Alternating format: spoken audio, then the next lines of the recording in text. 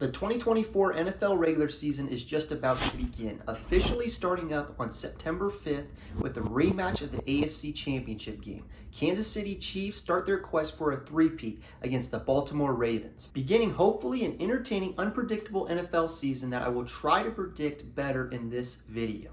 Last year's video got a little lengthy when trying to explain my rationale behind every single pick, so instead I'll be giving brief descriptions, trying to highlight a positive and negative aspect about each team who all have unique storylines coming into this season and all have an equal opportunity to hold up the Lombardi Trophy on February 9th of 2025. If you don't agree where I put some of these teams, I'd love to hear your opinions in the comments. Other than that, why not start with a team that has been resurrected after the Deshaun Watson trade, the Houston Texans? The most compelling aspect for this team is the obvious stacked wide receiver core linked with CJ Stroud. Tank Dell, starter anywhere. Stephon Diggs, starter anywhere. Nico Collins, starter anywhere. Wide receiver position is so stacked that they even parted ways with one of their most productive ones last year in Noah Brown. What they have in receiver, though, lacks in the running back position. Joe Mixon is a solid number one back, proven, yet the lack of depth after him is the uncompelling aspect. Either way, it's something that isn't drastic enough for me to be too concerned, as I have them at 11-6. Another team with a second-year quarterback in the division is the unforeseeable Indianapolis Colts. Most compelling element to this team is Anthony Richardson. I've seen people say that his athleticism has overhyped his football capabilities. Could that be true? Maybe. I think it gives him a high ceiling, though. If he can stay healthy, he could develop into a dynamic quarterback, making plays with his arm and feet. Biggest concern for the Colts in 2024 seems to be the secondary. It's a young, unproven area that's still developing through injuries and low points from last year. I still think the Colts will find success throughout the season, reaching a record of 8-9. 878 miles away is the Jacksonville Jaguars, who had a humbling 2023 season. Jaguars have quite a few compelling factors, though. One that stands out is the wide receiver room after acquiring Gabe Davis. Davis gives them a deep threat that's well-rounded while also having a steady Christian Kirk and rookie Brian Tomlinson. These are compelling pillars to help elevate Trevor Lawrence. The biggest pillar, though, for every offense is the O-line. This is the worry. It's a unit that was arguably the weakest point a year ago, struggling with continuity, causing everything to suffer. Hopefully, this offseason got everyone healthy and they can stay healthy, creating continuity, raising the ceiling for this unit and the team as a whole. I have them unfolding to a 9-8 record. Last team in the AFC South is the Tennessee Titans. Unrecognizable is the best description for this team and leads into the most compelling and uncompelling part. Mike Vrabel, along with players like Derrick Henry, flipped that program on its axis while never having one of the best rosters. He got the most out of the players, winning more games than I would have thought year to year. That's the sign of a great coach. Look, by no means am I saying change is bad, but it's something that takes time to be rewarded with, giving me doubt for Brian Callahan's first year. Compelling aspect to this team is Tony Pollard along with Tyjae Spears. Two running backs that could complement each other really well, somewhat filling the role of Derrick Henry, boosting them to what I think will be a 5-12 season. The exact opposite of the Tennessee Titans is the Baltimore Ravens. They are built to win now. That is the most compelling aspect. The fact, on paper, there's little to nothing needing revision is the compelling part. The worry, though, is Lamar in the playoffs. This is the mainstream complaint of Lamar that has validity. They have scored less than 12 points in 3 of his past 6 playoff starts, including the most recent one. It's a worry, but I'm not one who thinks Lamar and the Ravens can't overcome it. Either way, the regular season comes first, where I have them at 12-5, right behind the Cincinnati Bengals. Joe Burrow at the helm will always make them a contender, even with concerning elements on the roster, like running back or Jamar Chase not being on the field. The Bengals front office has been posted up, not willing to pay him while he's got 2 years left, and it's looking like he won't touch the field this year. Depressing for the league and devastating for the Bengals. But even without him, I still feel they are a solid team. They just might not have everything in place to overpower the Ravens for the division, placing them at 10-7. Next team is the questionable Pittsburgh Steelers. Biggest concern is the QB position. What a difference a year makes. Just around this time last year, the organization thought they were set up for the future, having a young QB to replace Big Ben. That idea quickly snapped, causing them to take Russell Wilson and then double down with Justin Fields. Could they work out? Yes, but they have not shown much promise the past couple years for me to be confident. For the compelling side, it's gotta be Mike Tomlin. Job security is rare in the NFL, especially for a coach, and it's a testament to what he's done and continues to do. Great defense players have helped with that, but I don't even think TJ Watt will stop his winning season streak to end this year at 8-9. A team I have a little bit more confidence in is the Cleveland Browns. Ever since they lost to the Chiefs in the divisional round by 5 points in 2017, the expectations have gotten lofty, overshadowing some concerns. One that is prevalent is no Nick Chubb for the start of the year. That level of talent will always be missed, but besides Chubb, they got many players returning, even gaining one of the best motivators in the game, Jameis Winston. They could easily have 10-plus wins. I just don't see them reaching the expectations, ending at 9-8. A team that has potential to be the biggest sleeper team of 2024 is the Denver Broncos. The Russell Wilson era is officially over, going down as one of the worst trades in NFL history, but has gave them the opportunity to draft Bo Nix, who might turn out in a couple years. This first year, I just don't see the offense producing. The defense is going to have to lead this team in the beginning, let the offense find their footing, and if they do that, maybe backdoor into the playoffs. I doubt it, having them at 4-12. Another team that has failed to meet expectations over the years is the Los Angeles Chargers. Harbaugh was an elite candidate who could have gone to any team looking for a coach, allowing him to practically choose. He ended up choosing the Chargers. Who can blame him? They are a desired spot with a QB like Justin Herbert, but QB is just one piece, a piece that is supported by key positions like receiver. The lack of depth in the receiving room is frightening. Keenan Allen and Mike Williams, their top two receivers, are gone, leaving behind Quentin Johnston. It's a concern and one I think will cause them to go 7-10. There's one team that did the exact opposite of what the Chargers did in the draft, and that was the Kansas City Chiefs. The Chargers passed up on Malik Neighbors. The Chiefs went out and acquired Xavier Worthy, a weapon for Mahomes, who if can get dialed in will be fatal for defenses with that speed. Last year was the least dangerous the Chiefs have ever looked since Patrick came into the league. Offense struggled at times, yet the defense countered, carrying the team forward, taking the pressure off the offense, allowing them to find themselves later in the year to win the Super Bowl. I can never doubt them again after what they achieved. I have them at 13-4 with a great opportunity to three-peat, still being a step ahead of every team in the division like the Las Vegas Raiders. What the Raiders lacked in talent was made up for in heart, something Antonio Pierce utilized to end the season positively.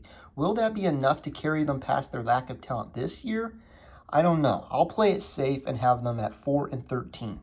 4-13 equals 17, the number for the QB who plays for the Buffalo Bills. Similar to the Chiefs, they struggled midway through the year, finding their footing at the tail end, barely squeaking in the playoffs, making it only fitting that they met in the divisional round. Sadly for the Bills, it ended in disappointment again.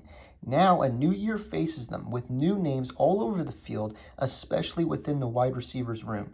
Stephon Diggs and Gabe Davis are gone. In fact, they have one receiver who has caught a pass from Josh Allen before. Scary predicament, especially after what they went through last year. Yet, I still think Allen can elevate people around him while leaning on trusted pieces like Dalton Kincaid and James Cook. Should be a good year, but with some lows, finishing 10-7, competing for the AFC East title against the Miami Dolphins.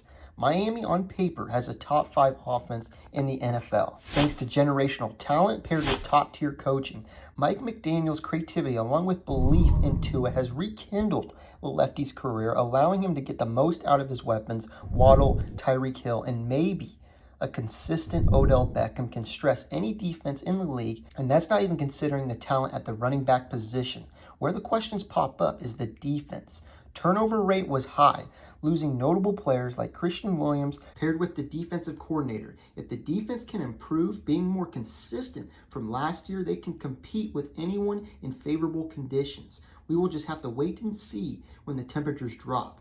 Till then, I have them going 10-7, making the AFC East division title up in the air. The one team that I think might have the edge over the rest is the New York Jets. The Jets roster might be even more well-rounded than it was last year, with the O-line getting some needed attention. Acquiring older proven vets to fix problem positions seems to be the pattern the Jets want to go down. Last year was Aaron Rodgers, now it's Tyron Smith, both Hall of Famers. They just have to stay healthy.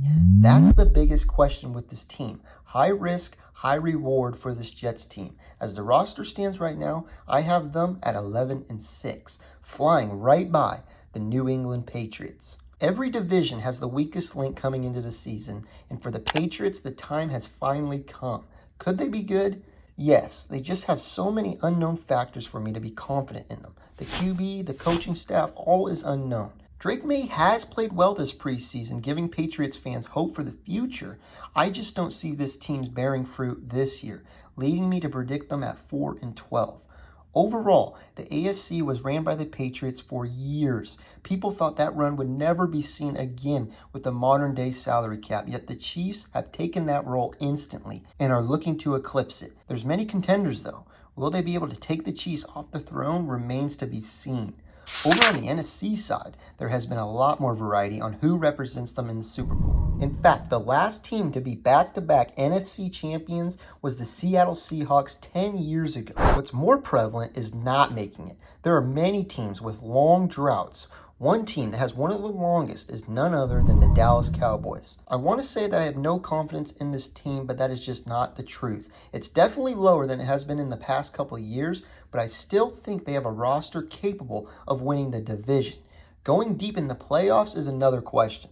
Unlike many others, I believe in Dak, and if he can improve even more from last year, they will be a top NFC team. The concerns come in at defense. How effective will Mike Zimmer be, along with how fast will the defensive players adapt to his changes? I think they will do well in their make-or-break year, going in 11-6, but would not be surprised if they break, letting the Philadelphia Eagles take over. A team that had a roller coaster season, one that was elevating the whole first half of the season and then came screaming all the way back down at the end. The defense could not stop anybody while the offense was stagnant. They just could never bounce back after a loss to the 49ers. Will they bounce back this season? I say yes. Saquon Barkley is a dangerous acquisition that will help lift them to a 10-7 record, thanks to the New York Giants. Giants, like many teams, are a quarterback away from being a contender for the division. They got one of the most flashiest picks in the draft with Malik Neighbors, yet I don't even think that's enough. I don't have the confidence in Daniel Jones, especially coming off an ACL tear. They might be a tough game for any team. I just don't see them winning too many, going 6-11, being last in the division. Right behind the promising Washington Commanders, who I think are at the tail end of their rebuild. Anything above 6 wins, I would say, is a success in this experimental year. Jaden Daniels is a promising prospect with intriguing coaching all around him. They have promise this year, but even more for the future, going 7-10. For the NFC West, I see a competitive division with the caboose being the Arizona Cardinals. I might be sleeping on this team heavily like Snorlax because they do have a lot going for them, like Kyler being back 1 year off his injury and starting at week 1 this time, wasting no time to build his connection with Maserati Marv, who was only one of the most hyped wide receiver prospects ever. They just have a tough schedule and where mistakes will be made. I don't think they will be bad by any means. I just don't have confidence this team can rekindle what they had a couple years ago, causing them to go 7-10, 1-1 against the Los Angeles Rams, who through the help of some rookies had a bounce-back season. They are sneaky like the Cardinals. They're potent offensively, having a weapon at QB, running back, wide receiver, O-line promise, and a whiz play caller. How will the defense hold up is the concern for me, and what makes me set them back just a little by having them go 9-8, chasing after the Seattle Seahawks. Like I said with the other teams, coaching changes are difficult.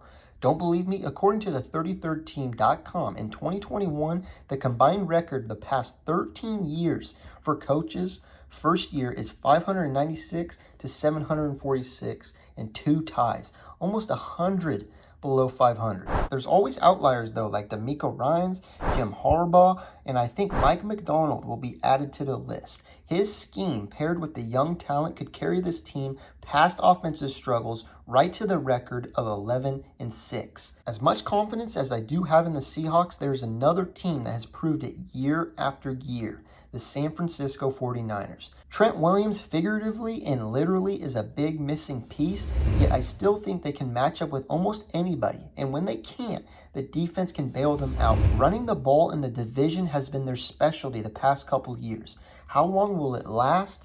I don't know, but I say at least one more year at 12-5. Now for the NFC North, one of the most compelling teams is the Chicago Bears. Not just because of Caleb Williams, but the pieces around him. Expectations brings attention, bringing pressure. It's hard not to overhype this team when you look at their ceiling.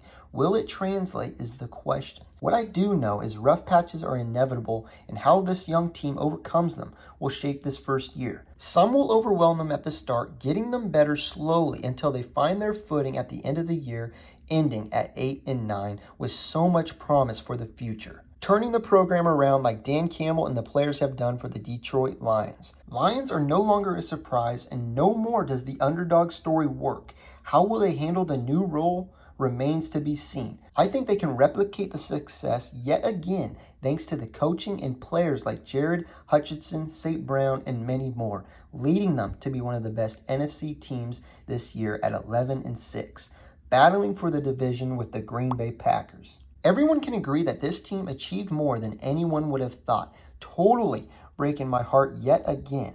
Similar to the Lions, they are not the underdog anymore. Jordan Love is no rookie backup, definitely not being paid like one anymore. Did he have a Linsanity run, or was it just a glimpse of his potential? I say a glimpse, putting them at 11-6. Lastly, and maybe the least, the Minnesota Vikings. Vikings have come a long way since the Minnesota Miracle. All they needed was a QB, so they thought Kirk Cousins was the one. He did well, but ultimately not well enough to their standards, choosing them to move on and draft J.J. McCarthy. How well he's going to do is a great question, and sadly won't be answered till next year. I feel these injuries are just a tease for a bad year to be a Vikings fan. I have them at 2-15. Maybe a little harsh, but on paper it's hard to see who they can beat. Maybe some teams in the NFC South, and hey, maybe even Kirk Cousins and the Falcons in Week 14. Kirk Cousins doesn't have a Justin Jefferson to throw to anymore, but arguably is joining a better, well-rounded team. Kyle Pitts has definitely not lived up to the expectations so far. However, look at who the QBs were he had.